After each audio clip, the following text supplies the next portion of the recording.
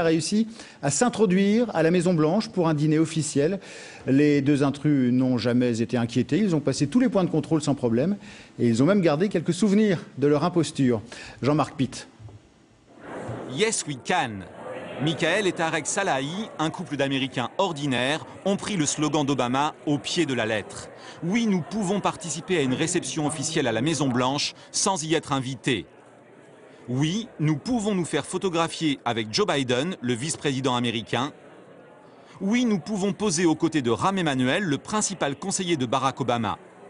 C'est le Washington Post qui a révélé la prouesse. Ce couple venu de Virginie est parvenu à assister mardi soir à la réception donnée en l'honneur du Premier ministre indien, sans figurer sur la liste des invités.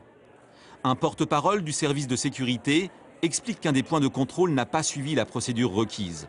Un peu court pour ce spécialiste des services secrets. Le fait est que ça aurait pu être des terroristes, ça aurait pu être des tueurs en série, ils auraient pu être des meurtriers et ils auraient pu causer des atteintes considérables à Barack Obama et Joe Biden. Ils auraient pu par exemple avoir de l'anthrax dissimulé sur eux, ça n'aurait pas été repéré par le détecteur de métaux. Qu'on se rassure, la belle Michael et son mari souriant semblent bien inoffensifs. Ce seraient des amateurs de polo, désireux de se rendre célèbres par le biais de la télé-réalité.